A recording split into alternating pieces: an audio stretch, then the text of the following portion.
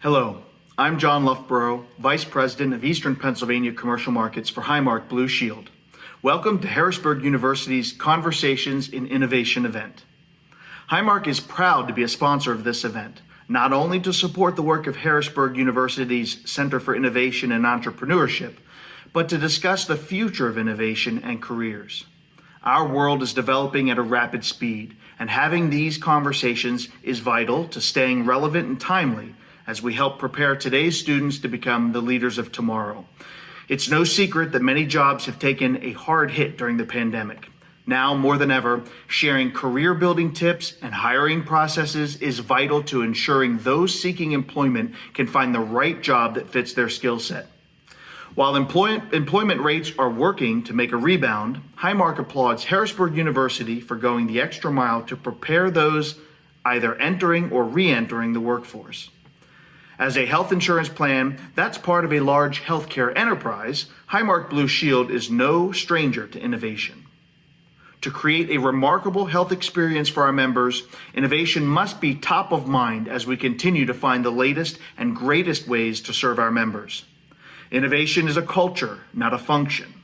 The focus of our every endeavor is the real-life needs of our customers, including cost control, superior products, advanced clinical care, and ultimately transforming the health experience for all.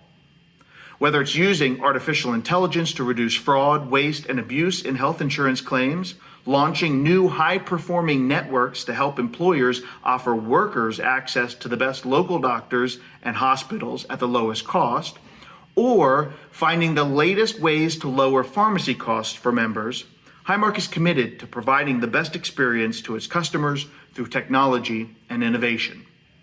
Our innovation nature can also be seen through efforts such as our True Performance program, one of the largest risk and value-based reimbursement programs for primary care physicians in the country. Through these efforts, the program has achieved more than $1 billion in avoided cost savings in just 3 years. Ultimately, this improves outcomes and reduces costs for our members. Highmark is also proud to be a participant in the Gravity Project, a collaborative designed to standardize medical data used to identify social determinants of health.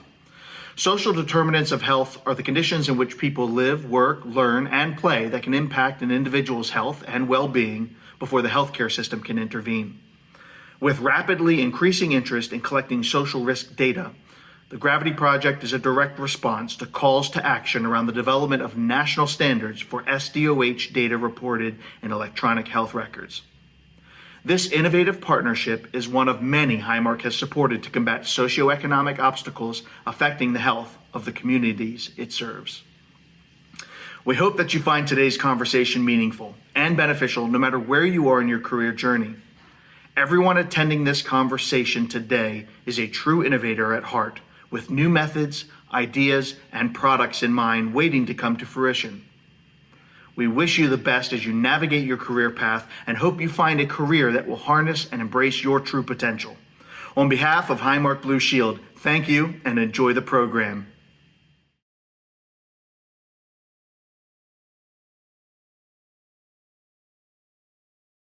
Blessed with a great group of people who are empathetic, generous with their time to come across and share some of their career paths and their innovations. And this time, I have to say, you probably don't need any introduction to the companies that we have today that is represented here. It's all of those companies that you probably hear almost on an everyday basis. Most of these companies' solutions you guys use. So I'm proud to welcome Jonathan Ratt from SurveyMonkey, Karthik Iyer from Nvidia, and Shakina Polotova from, she's now with Snowflake, but when we first got her in, she was with LinkedIn. So I'm hoping that she will share a lot of the LinkedIn stories and the career plans. So welcome to all three of you. Thank you. So, so let me kick it off with, maybe with an introduction around. So let's start with you, Shakina, since you are now with Snowflakes, but you were part of LinkedIn. So tell us a little bit about your background and your current role. Yeah, sure thing. Hi, everyone. So my background is in computer science for both undergrad and in grad school. I studied computer science in grad school, focused on more data mining, machine learning, some kind of early AI kind of aspects of computer science. And natural progression after that was, of course, to become an engineer. So I became an engineer, and through there, I discovered the world of product management. So I'm currently a product management leader. And just started this week at Snowflake.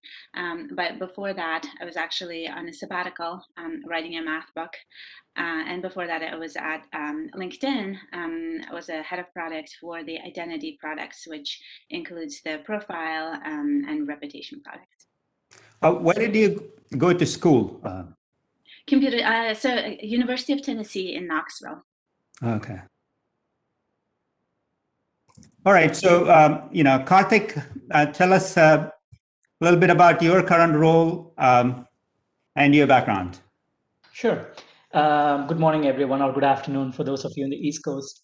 My name is Karthik Iyer. I'm VP of Embedded Software at Nvidia Incorporated in Santa Clara.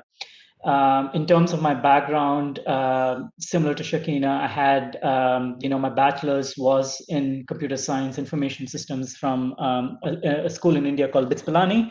I did my master's at Clemson University, and I joined Qualcomm, right? It was my first job right after school. Spent 18 years down at Qualcomm in San Diego. Beautiful, beautiful place. Still miss it. And then I moved up to Bay Area for a startup, and then I spent a year in a startup, a couple of years at Amazon, and now almost two and a half years at Nvidia right now. In the meantime, in the middle, I decided that okay, maybe I might want to change my move out of engineering, maybe into product, like what Shakina and folks have done. So I actually got my MBA at UCLA Anderson School of Business, but I graduated in 2009. It was probably the worst possible time to find a job. So I decided to stick with engineering. And oh, by the way, something called Android happened. So we'll probably talk more about that during our conversations. So thank you. Well, thank you, Karthik, for joining the session. So John, tell us a little bit about your current role and your background. Sure. Thank you, Jeff, for having us. So my name is John Ratt. I'm currently a director of product at SurveyMonkey. It's a survey business, as the name of the company says. Prior to SurveyMonkey, I was at Facebook. I know you have heard probably from one of my Facebook colleagues before. And prior to Facebook, I was at Uber, where I was actually one of the PM in charge of rebuilding the payment platform of Uber and launching tipping. So if you use Uber and if you tip your driver, that's one of the features that I'm quite proud of because it helps ultimately the drivers. As for my background, before that, I actually even did a startup, failed. So I'm a failed entrepreneur, but quite proud of it because that was probably one of my best experience where I grew so much, and I'm happy to share more on this. As for my school background, I have a bachelor and master degree in computer science, both from a French school. As you can probably hear, I have a French accent, but I moved to the US about 11 years ago to be in the Bay Area. And I'm the proof that you don't have to go to like a top university to make it in some of those large companies, and you can be a foreigner and still make it as well. Well, that's fantastic. So that's one of the things I'm sure we will all get into a lot more in this conversation.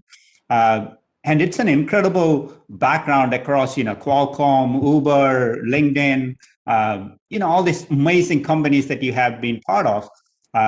But more than that, I think I envy you guys where you are right now geographically, because we have been hit snow after snow after snow. So we just, in a really cold place. So glad you guys where you are. So Shakina, coming back to you, one of the questions is, how did, let's go back to, some of the early career process, and what were some of the challenges you faced?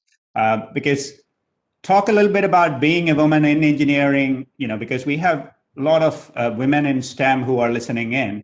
They would be curious to see what was those unique challenges you faced, and who or what helped you navigate through that. Yeah, definitely. Like Jonathan, I'm a foreigner as well. So I actually grew up in Uzbekistan, in a city called Tashkent. And as a teenager, I decided to move to the US. So when I was 17, I moved first for college. I ended up at University of Tennessee, came to the US to study computer science. So that in its own was super challenging, especially from kind of gender perspective as well. So it's just overall was unheard of for a young female, a teenager on her own to leave the country and go somewhere to study. So I'm super thankful for my parents to supporting me. And really inspiring me to do my best. So I ended up in Tennessee studying computer science at the university. And first thing you would realize, of course, is just the number of women right in my classes. The ratio is really off, which I was not expecting. So that was a little bit challenging, a little alienating. But really, the challenges started in the workforce, right? So the ratios are actually even more off as an engineer. I think it's around like maybe 15 to 18% of engineers are actually female. So initially, it wasn't that kind of that obvious, the challenges, but as you progress in your career, it becomes a little bit like kind of more and more obvious. It feels like kind of all these like small paper cuts that add up, because getting passed for promotions, or just not getting groomed for the right opportunities, or not getting mentorship, that sort of thing. So I'm super thankful for the mentors I seeked out, the leaders I kind of got in touch with, who kind of little by little kind of directed me in the right direction and guided me and inspired me. So it's just, I think the biggest challenge. So initially after college, I got recruited to a company called National Instruments, that's in Austin, Texas, and that was through college campus recruiting. And my former kind of alumni from University of Tennessee, he was at NI, so he was super kind of adamant about recruiting from UT. So that played a crucial role. But after NI, after being in Austin for 5-6 years, I really wanted to get to the Bay Area, right? Because I understood that's where the tech is at. And so that jump was actually the most challenging. So eventually I ended up at eBay in San Jose. But to get there, I probably interviewed with maybe 30 companies, right? So it's just like rejection after rejection, just overall kind of going through so many interviews, but not getting a job, that sort of thing. So that was actually the hardest step. Once I got through that at eBay, then I actually overall, over time, I actually also recognized the power of networking. And once you actually get, exposed to the right network, then you get referrals and all of that, and also discovered the power of LinkedIn, right? So after that, all of my jobs, so after eBay, it was Eventbrite, after Eventbrite, it was LinkedIn, and then now Snowflake, all of them actually have been through LinkedIn. So hiring managers or recruiters reaching out to me on LinkedIn, and me getting opportunities that way. So I think the platform really played a huge role there as well. Yeah, that's really so. Touching on that same point, Karthik. So you're right now VP of engineering with one of the like the hottest companies out there. The stocks is massive. People are complaining that they can't get enough GPUs in their hands.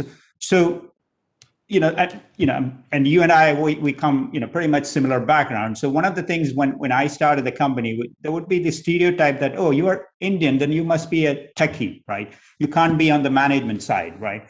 So I have had cases where when I was ready to pitch my startup, and my co-founder was white, and they would come to him and ask him to pitch, and he would say, well, he's the CEO, right?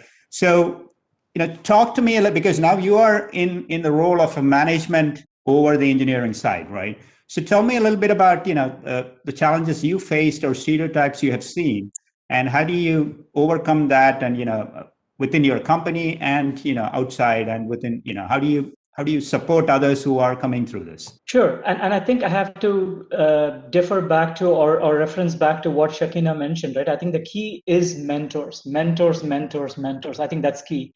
So for me at Qualcomm, my first boss, he was employee number 15 at Qualcomm, right? So he was one of the first employees hired by Qualcomm, and he was this absolutely brilliant person, Eric Lechman. I mean, I still keep in touch with him.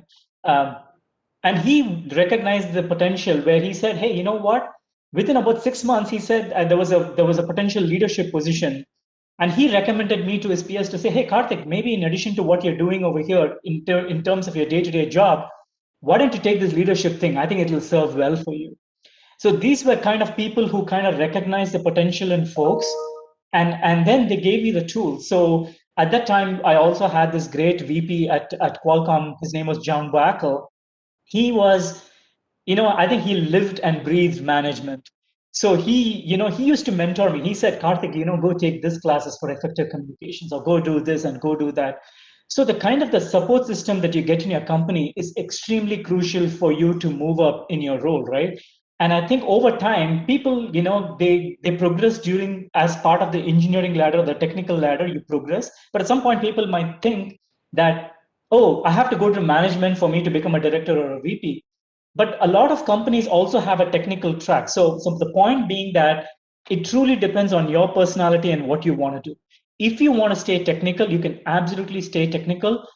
And there are technical progressions where people can become, a distinguished engineer or a VP purely in a technical role, in an individual contributor role, where you can make a substantial impact to your company in terms of the research and the impact that you have in terms of the guidance that you provide in terms of future projects.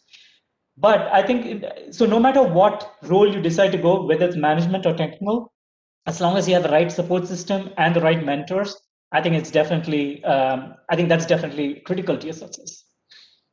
Well, that brings me to Jonathan about this whole question. So John, when in the last maybe 5-10 years, this whole product management, when I think about product management, when I was raising money or out there in Silicon Valley, you always hear that the people with the product management is the people who end up as CEOs, like going back to Yahoo's Marissa Mayer and all that. So what's unique about product management, and is that something you kind of always kind of chose to be part of your career? And what were some of the challenges you faced? So that's a very good question. And actually, before I answer it, I want to say that while it's true that a lot of product managers end up going into like the CEO type of, or like very often people are like, oh, you will be a VP and then you can supervise a bigger side of the company. I can share that actually, if you look at Facebook, for example, a lot of folks from the engineering side or even marketing side can go in those top management areas. So it's not just meant for product manager. Now to answer your question, why do we see more product managers become like entrepreneurs or CEO of a startup or medium-sized companies? It's because as part of our job, we have to communicate, and communication is something that, well, if you want to start a company, you will have to communicate and motivate a team to follow you and on board and build whatever product you want to build. The second side of the product manager is like, well, we need to build product, we need to build features. So we have to think, all day long, that's what we do, right? We have to understand our customers, we have to understand their pain points, and come up with ideas that the engineering team, the designer, the researcher will help build. And so as part of that process, very often, I don't want to speak for Shakina, but I'm pretty sure that as part of our day-to-day job, sometimes we see problem in our lives and we're like, that could be an idea. That could, maybe there is a solution here. And that's how usually a product manager might end up leaving their job to start a company, is because they have identified a problem. And because of their day-to-day job, they are like starting to think about, okay, there's a problem, there must be a solution. And so communication is key. Identifying problem, finding solution is another part of that side of product manager becoming CEOs. But again, I've seen people from all angles, from marketing, engineering, design, becoming CEOs and being successful. In the same way, I don't know if that's something you were going to ask, Jay, but often a question I get asked is, how do I become a product manager? And like, what is my background? And so a lot of time, like first, there is no set, I mean, we see in these days some schools being created to like coach how to become a product manager. I have some doubt in some of them because to me, not everybody is meant to be a product manager in the same way not everybody is meant to be a designer or an engineer and so on. But I've seen product manager come from all horizons. People coming from like a philosophy type of background or like from engineering, from marketing, from business, from finance. It's a job that ultimately is not defined by what you learn in school, but more by your mindset, how you think, and some of your interpersonal skills as well. Oh, great. So now let's dive a little deeper into the specifics of your companies and the hiring process, because that's one of the very interesting questions that we all have. So I'm based in Harrisburg. I'm part of Harrisburg University, which is a very young university, STEM university, with a very large, diverse population. Right, we have probably the highest percentage of women and minorities in STEM.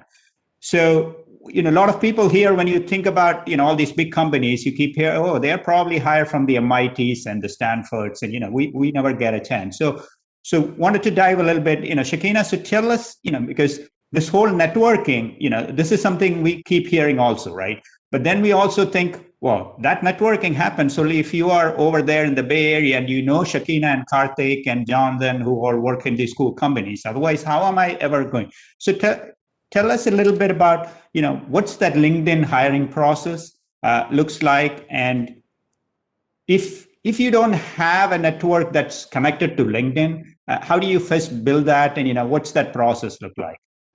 Yeah, that's a great question. So like at LinkedIn, of course, like hiring happens from so many different kind of sources. There's, of course, like I guess if we're talking about early college grad, there's college recruiting, LinkedIn does.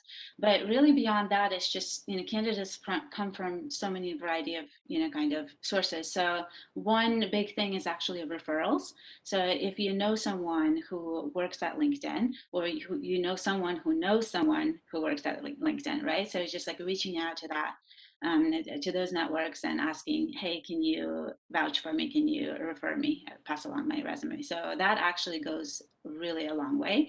And it's not just, from that perspective, you can actually then even get to know the person, what it's like, talk to them, the employee of LinkedIn, and what it's like to work at LinkedIn and all of that. So that's one aspect. Another one, but like you don't actually even need to, if folks are worried about, well, I'm not connected to anyone at LinkedIn or at these big companies at all. I don't even have my network. Networking really happens online, right? Especially nowadays, but just really, there's so many ways of, doing it online as well through content. When you engage on LinkedIn, when you're listening to talks that interest you from the employees of the company, for instance, like on YouTube or like wherever it is, right? You can reach out to the speakers. Like for instance, like when my my previous talks are recorded online, and I get emails from so many from different countries, people from different countries saying, "Hey, I found it insightful. Can we chat? I'm working on, or like I'm interested in this field, right? Can you guide me in the right direction?" So probably not all of the speakers will engage with everyone, but you might be surprised, right? So you can actually engage that way, or it could be just on content, through content as well. You can just comment on their posts, people you admire, right? And start conversations that way, and also reach out to your alumni network, people who who graduated at some point from a university, who are at these places, who might know people and the companies you're interested in. So it's just overall kind of networking happens in so many variety of different ways. And I think just kind of being active on kind of more content platforms like LinkedIn or Twitter. Things are even happening on Clubhouse these days, right? Just overall kind of engaging in conversations. And initially it could be just listening and learning, and then starting to participate. And also the next would be actually sharing your knowledge. So LinkedIn, for instance, when hiring managers are actually looking for candidates, they look at who are these young, talented individuals who are actually sharing their knowledge and educating their peers, right? So as you learn things, make sure to maybe write blog posts, or just it could be like kind of short form content, or even like TikTok videos these days. I see these incredible kind of engineering and product management kind of content on TikTok happening. So it's just basically making yourself visible is super important. So following that same question or thought process, Karthik. So you probably are in a position where you have hired and is still hiring a lot of people into a incredibly growing, fast-growing company, right? So let me start with that. So tell me if you always, because there is this whole halo around the big name universities, right? I mean, you can't, there's nothing you can do to take that away. But take us through, and I also know when you and I chatted before, you talked about there was a specific focus on creating internships for a diverse population. So tell me a little bit about that program, and also, beyond the MITs of the world, what's your hiring process look like? Sure. In Nvidia, I think one of the main things is a big portion of our recruitment, especially for people, for fresh graduates, right? It's purely through our internship programs. So a lot of our NCGs come through our internship programs, and we hire bachelor's, master's, and PhD students. And people might say, okay, is it skewed towards more master's and PhD? Actually, the stats from our HR department says it's almost 1/3 each, right? So we have like in terms of NCG population, it's like 1/3 bachelor's, 1/3 master's, and 1/3 PhD students is typically how we hire. Now, we have a problem in Silicon Valley, and I'm sure Shakina and John can relate to that. A lot of the people in the tech industry look like me, male, Indian/Asian, right? And given all of the effort around racial inequality and whatnot, the main problem that we see is the pipeline. If your pipeline is not diverse, then the population coming into your company is not going to be diverse, right? So one of the big lessons I learned in Amazon, and Bezos is great about telling this, he has this catchphrase which says, good intentions do not matter. You might be saying, what does that mean by that? I mean, obviously, how can you say good intentions do not matter? And he qualifies that by saying, you can go and say, hey, you know what? I'm going to make my company more diverse. That's a good intention. That's great. But what are you going to do about it? What is the mechanism you're going to put in place to ensure that you achieve the goal, right? So Bezos basically qualifies that and says, good intentions do not matter unless you have the right mechanisms in place to achieve your objectives, right? So one of the ways that NVIDIA is trying to achieve its objectives is we are trying to create this immersion program. So this is where we are going to historically Black colleges and universities and trying to, because one of the main things is when you hire these people for internships, it's typically people who are juniors and seniors, and there is a certain level of skill set that is expected. Now, what we are trying to do is, as part of this immersion program, we are trying to go to these smaller universities, trying to hire a more diverse population. So basically, more women engineers, more African Americans, more Hispanic engineers, etc. And what we want to do is we are trying to get freshmen and sophomores, and we actually want to train them. So for instance, I think in our first immersion program that we are trying to do as a pilot, we are trying to get these kids in and actually go through, and NVIDIA has this deep learning institute where we actually train them on a bunch of topics and give them some projects. So that way they get their feet wet and they can get their hands dirty. And the hope is through these programs, we put them in a better position. So when they apply for an internship at the junior program, they have a good chance of getting an internship and a project and eventually that turns into a full-time offer. So how does, is there like a link or website to find more information about this, or something you can, share or send? I know there was a small pilot program that we did, so we're just trying it out with a very small group this year, but I'm hopeful that it's actually going to work out well. And once that does, I presume that we will expand it further. So I'll definitely try to find more information and send you guys offline. Thank you. So John, coming to you, how does somebody get a job at SurveyMonkey? Because it's one of those solutions that I think everybody uses it, everybody is familiar with that. But then, how do you get a job there, and what does that process look like? So actually, I will relate to some of what Shakina and Karthik said. How do you get a job? First, you can apply.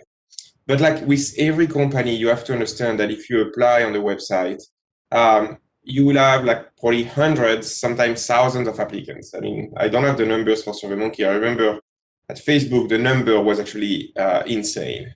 And so when you apply on your own, you are just in a pond, and like you're a fish in a pond with many other fish. Often what happens is that resumes are being screened by, like it's automated. So like the first pass is not even done by a human. So one, you have to understand like, how is your resume looking? Is your resume well structured? Do you have actually, I don't want to say use buzzwords or keywords, but it's still important at the first stage. So that's the first part, like have a resume that actually stands out. The second part is what Shakina was describing, connection. It's like something I learned actually when I moved to the US and to the Silicon Valley is that, and I know from a French background, it's rare for someone in France to go and knock at someone's door and say like, hey, can I talk to you? Can I get some advice from you?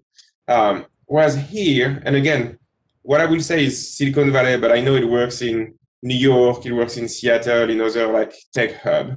Like we all usually have learned from mentors or people who have advised us. And it's, if someone come and knock on our door, it's a way to pay it forward and to like give back what other people have given to us in the past. So I know like on LinkedIn, I mean, going back to what Shakina was saying, on LinkedIn, I have people who reach out to me. I don't always reply to everybody, sometimes, and I also filter because there are a lot of people who sometimes you have also to know where you are at and what you're asking for. And so, but don't be afraid, don't be shy to go and knock on those people's door and send them a LinkedIn message. An advice I have is don't just ask to connect on LinkedIn, add something. Show that you have done some research. Show that you know the background of that person, or you have watched a video like Shakina said that they have posted and you have watched it and something piqued your interest. If you just connect, that to me, I mean, if you do that with me, the likelihood that I will not accept your connection request is very high because you didn't tell me the why. So find mentors. After, it's also very important to be self-aware, to know where you are at. Very often what we see is people who want to apply for senior, let's say senior product manager role or director, but then they have no experience. And so it's hard after for someone to be referred or to be considered because it shows a lack of self-awareness. So that would be one other advice I have. And don't be afraid, but also like, don't be afraid to apply to a large company, but know where you are. Sometimes it's better to go to a smaller company, learn, get some mentorship, and then climb the ladder, go to a bigger company, and so on. I have seen too many people who want to go to Facebook, for instance, or Uber back in the day, with no experience, but they apply for a senior PM job. That will be disregarded right away. Okay, so that brings me to the next question, Shakina. So we talked about the network, the process, the connecting, all of that, right? So first, talk about the career path, right? Because you are now leading products, and but somebody is out of school with a STEM background, right? How do they decide what career, or if they are interested in the product, like we keep hearing about product management or engineering, because that's kind of the lines most of the STEM people would want to end up with. How do you what's that career path looks like, And do you have like, you should start with, in this specific area, or how do you, go about doing that? Yeah. So before I answer that, a couple of things that kind of remembered as Jonathan and Karthik were speaking. So Karthik, the program you guys are doing for like reaching diverse audience, that's super admirable. It's amazing. LinkedIn has started just a few years ago, kind of a similar program, but not for fresh college graduates, but for folks who are coming from non-STEM backgrounds who wanted to get into STEM. It's called the REACH program. So if folks are interested in that, LinkedIn basically, like, it's still pretty small, but you come in and LinkedIn trains you for several months, and then you end up actually getting a job at LinkedIn, and it's been super successful. Can you share that link or whatever the information around that after the Absolutely. conversation? Yeah, definitely. We'll do that. It's called the Reach. Other thing is how John was saying, right? Like, make sure your LinkedIn profile is up to date, and just overall kind of presenting yourself and you're self-aware, what you want and that sort of thing. Another thing my team has launched just a couple of years ago is skills assessments. So for certain hard skills like Java, for instance, right, you can actually take short quizzes on LinkedIn and validate your skill. Then that actually, for recruiters, that actually kind of puts you kind of more in front of the lines, because you've actually validated your skill. So that's another product to look at. This is will be on your profile in the skills section. And then, Jay, going back to your question. So overall, kind of, how do you decide on the career path, right? So there are so many options within tech. There's, of course, kind of engineering, which I started with. There's product management. There's overall, you can get into product marketing, or even kind of sales or operations roles, design, data science, if you want to get into more kind of analytics side of things and you love working with data.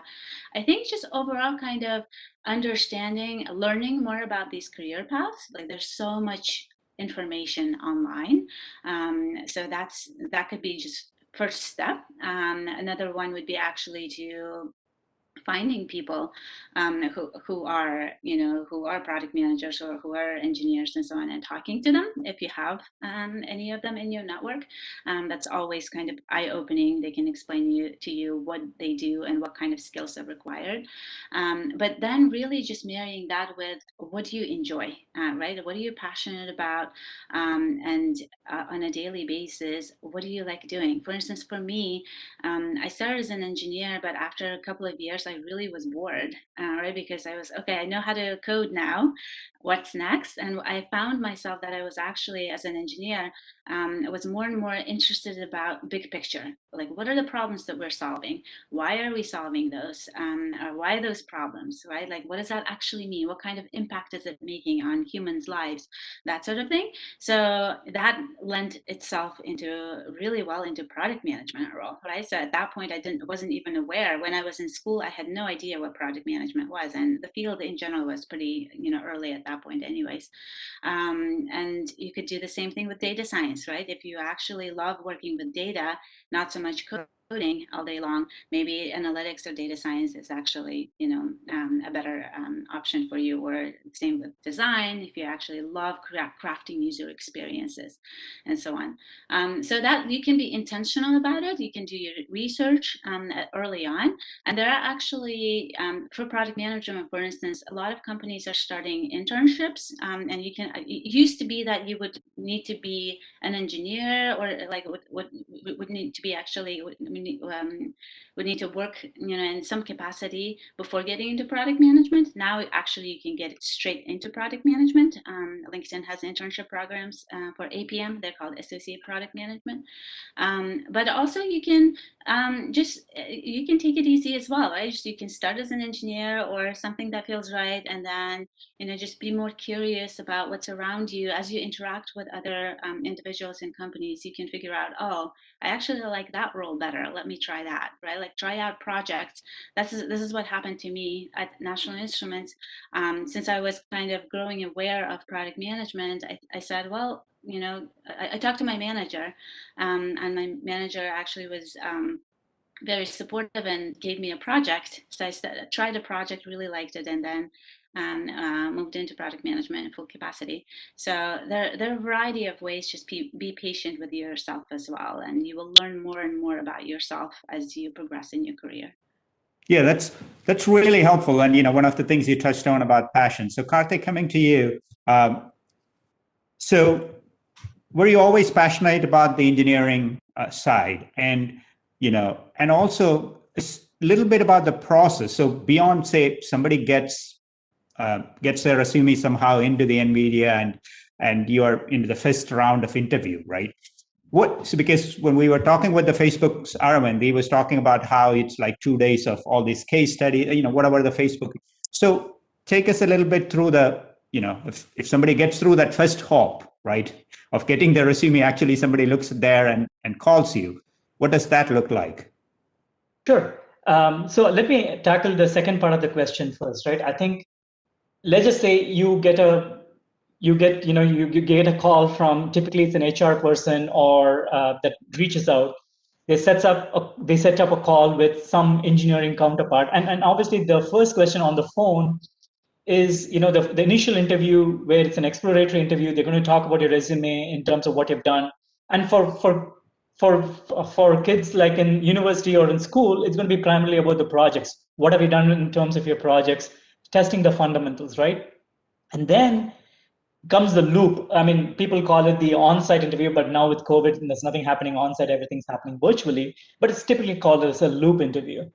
And I recommend that you first go to the website. Most of the times, companies like Amazon, Nvidia, Google, etc., or any tech company for that matter, your HR person will be your point of contact. You can ask him or her, what are the kind of questions can I expect? And for mostly technical interviews, it's going to be pretty much, you can expect to be writing a lot of code. And there are a lot of good books out there. In fact, there's one book called Cracking the Coding Interview. So if you are in an engineering role, I would strongly recommend people to go buy that book or borrow that book, because it's got a tremendous amount of examples. And in fact, it's not just about, hey, these are the questions they ask. They actually explain a whole bunch of concepts in computer science. And it's called Cracking the Code? Cracking the Coding Interview, I believe, is the name of the book.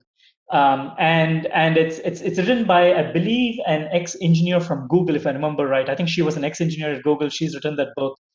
Very, very detailed and very comprehensive. So it goes into a lot of theory, explanation in terms of what needs to be done, right? So that would be my advice for you. So understand the company, figure out what they're asking for, right? And if you're going to a company like Amazon, everything revolves around their leadership principles, for instance. So you go Google Amazon's leadership principles. There are about 12 leadership principles that you can find. And it's all about that. And your questions will be based on that. So for instance, you will have a question which says, let's just say one of the leadership principles is diving deep, right? So this is not just for an engineer or an entry-level engineer. This is a leadership principle, and it's not like, oh, you need to be a leader to follow the leadership principles. We expect in Amazon, they expect every employee is a leader in some way, shape, or form, right? So they'll ask you, okay, give an example where you dove deep. Give an example where you say, for instance, you wanted to learn something new and you were curious about it. So these are kind of examples that happen. And I noticed some questions in the chat too, where it says, do you look at processes outside of your company or your organization? Absolutely. Absolutely. It's very critical. As a leader, you never stop learning. You always learn. And it's always good to be curious to know about, hey, what is happening in this other group? If they're doing something more efficient, if the people there are more productive, absolutely. I would like to go and incorporate some of those beliefs, right? So, and going back to your first question, Jay, about passion, ultimately it's all about passion. You need to wake up and you need to be excited about what you're going to do, right? So for instance, at some point, if you think that, hey, you know what, I've been coding for a long time and I'm not that passionate about that anymore, then maybe it's time for you to do a role change within your company about something that you're passionate about. Because ultimately, what drives your career and your success is passion. It's extremely critical. And I think that is fundamental for somebody to be successful. So I think follow your passion, follow your dream, and things do change, right? What was your passion 10 years ago will not be the same as what it is today. So, before moving to John, one question that popped up, you mentioned about the internships around, the juniors and sophomores and all that. So one of the questions that popped up was, do you have the same for like master's students, like grad students? Or is the same internship, can they also apply?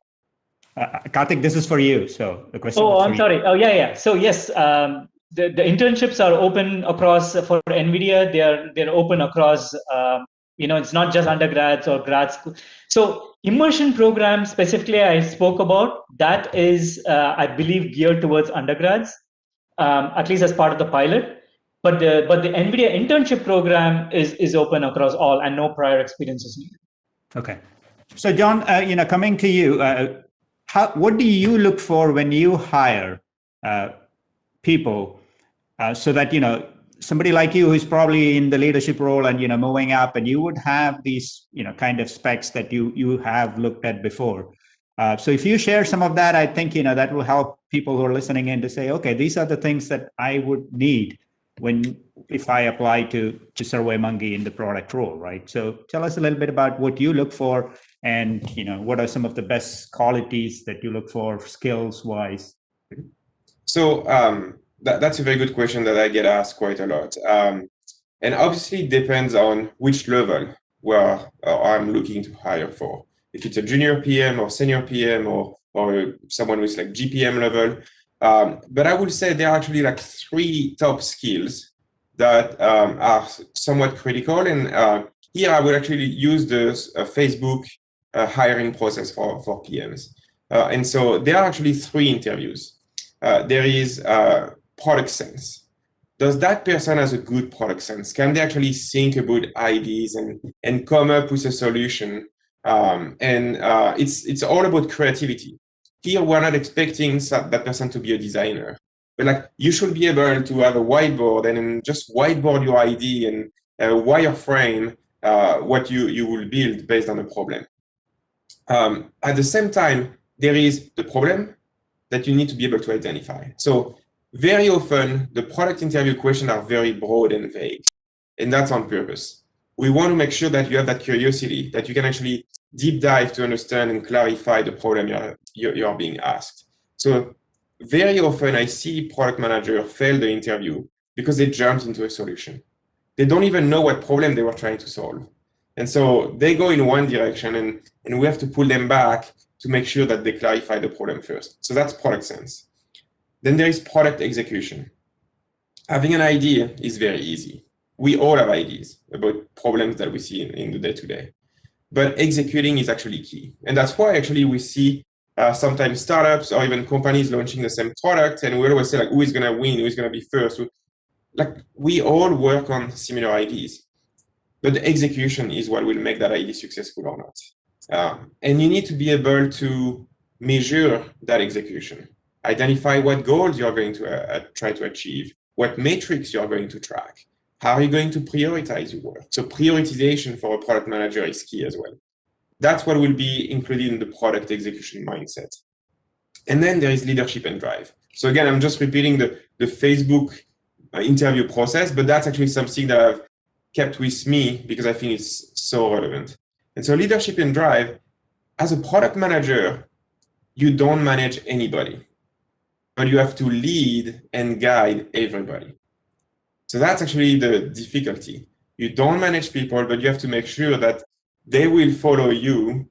And I don't say do what you say, because ultimately this is a teamwork, but like you are like a bus driver.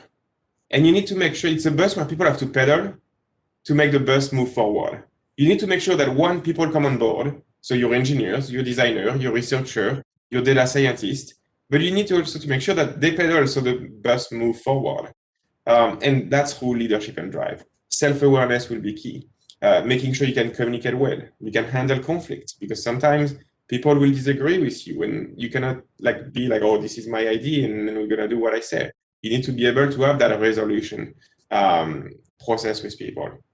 And so those are literally the 3 skills that I'm looking forward when I interview product managers. And depending on the level of seniority, of course, I will have different expectations. If it's someone who is on the junior side who doesn't have PM experience, I don't expect them to be expert in leadership and management.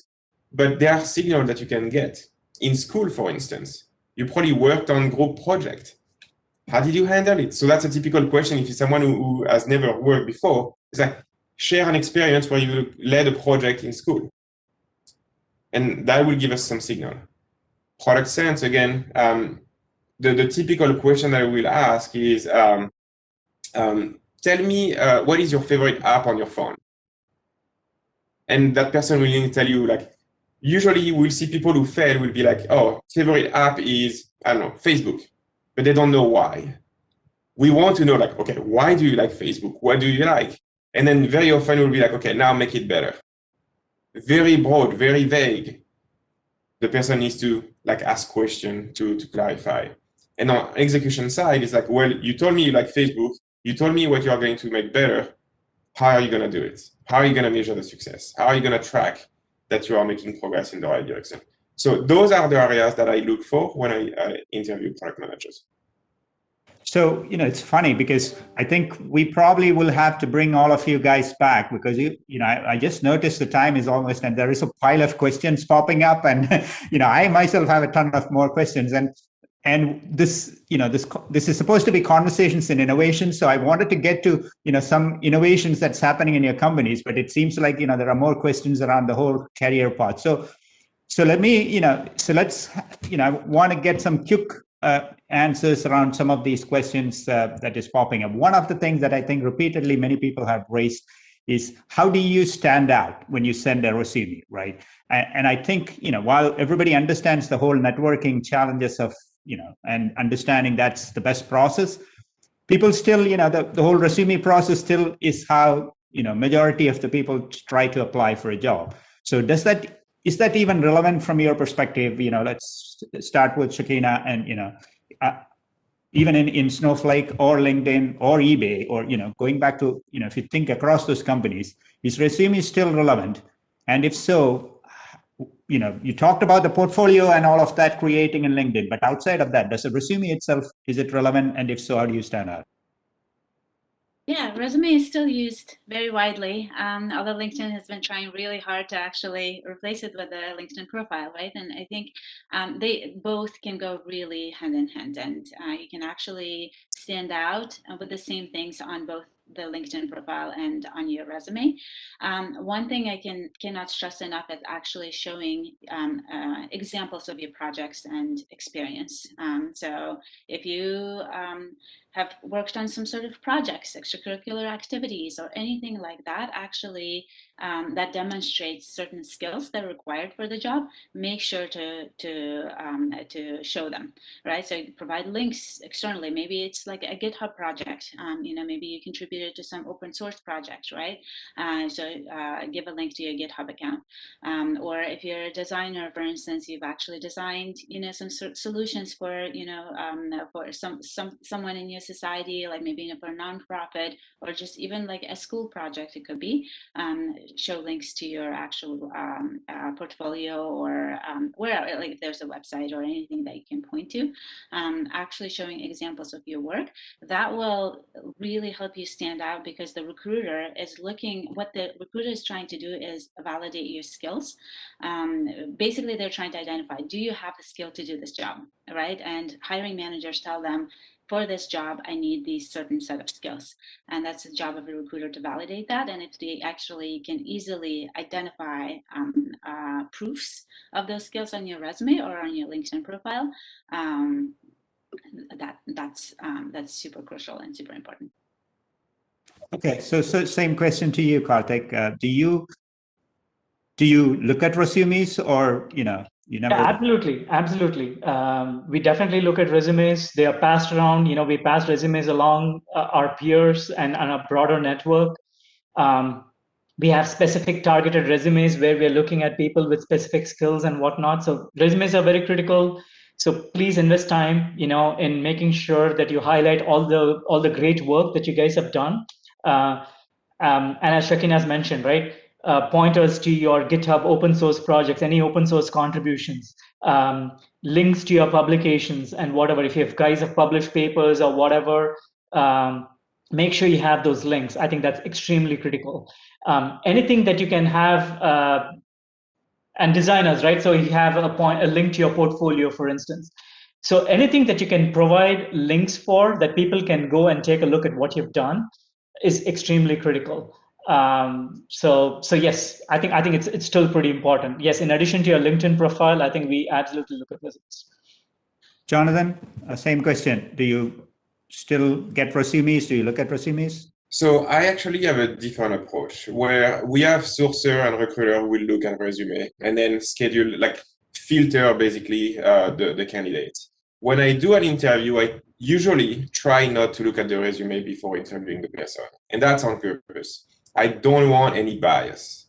Like I don't want to see that person went to MIT or went to Harvard or went to, I don't know, Facebook, Uber, whatever company. I don't want any of those bias. I actually want to talk, like I said in the product interview process, it doesn't necessarily matter to me where that person worked before. I want to identify the skills. What I will do after usually is look at the resume to correlate what that person said and is it on the resume? Is there discrepancy? That's if usually there is discrepancy, that's not a good signal. And actually, why I do this? Few years back, Frida Kapor, who is a VC and also someone who is quite doing a lot of effort towards the diversity and inclusion, came to do a talk, and she said, before going into an interview, look around you. Because you will see that you have a diverse type of coworker. You will have men and women, different ethnicity, different age group. And so that's a reminder before going into that interview that it doesn't matter what that person looks like. It's about the skill set. And so that's why like I let the recruiter filter the resume, and then I use them as a way to add on to what I think about the person, or sometimes just correlate with what was said. Thank you. So we're pretty much at the end of, first I want to thank all of you for the time. And like I said, I think we will probably bring you guys back to talk about actually innovations in your spaces, because I am really curious about that. Because one of my roles as the director of the CIA is to work with startups who are looking to see what are some of the new technologies out there, new products, and understanding what you guys are doing. So hopefully we'll do a follow-up session. But one of the, I want to wrap up, with big thank you to all of you for the time. But one last thing, quick, under a minute or so, tell us about one or two or three technologies that you think is going to be important from your perspective in the future, right? I mean, so because I have these questions where a lot of people from HU who are in artificial intelligence or machine learning or biotech or blockchain, keep hearing all these things. So Bitcoin is now big, and I know Nvidia has something around that. So in a quick way, because I think we have only like a minute or two, what is the technologies that you guys are excited about? So John, maybe we'll go reverse this time. Sure. So I will say AI, ML, artificial intelligence, machine learning. This is big. Like every company are now creating a ML team, AI team, simply because it can go in every area of every business. That's one. Blockchain, we see it, like we hear it for like the cryptocurrency, but like it's much more than cryptocurrency. There will be, Facebook through their side team are really investing into like, what else can we use blockchain for? And then one interesting space, which is more on the hardware side, AR, VR, for those who are like in the hardware, and even like that side of the software piece of AR, VR is definitely like the future as well. Thank you. Not just so for Karthik, gaming. So Karthik, same question. Yeah, I agree with John. Primarily AI deep learning, you can see that permeate your life in variety of areas. Autonomous driving, autonomous vehicles. So I think the automotive industry is going to be transformed significantly, not only in the capabilities of the automotive, but also people. People may not want to own a car moving forward, right? People might subscribe to a car. That would be one big disruptor, in my opinion. The second thing I see is just as you're watching Prime Video and Netflix, like you're streaming movies, and it doesn't matter, right? You can stream it on a phone. You don't need to have a high-end phone to watch Netflix movies. I can see gaming going the same route. People are now talking about streaming games, right? And having like close to real-time responses as you're playing it locally. And then a lot more automation, right? Again, goes back to deep learning. You can see a lot more automation everywhere from factories to smart cities and whatnot.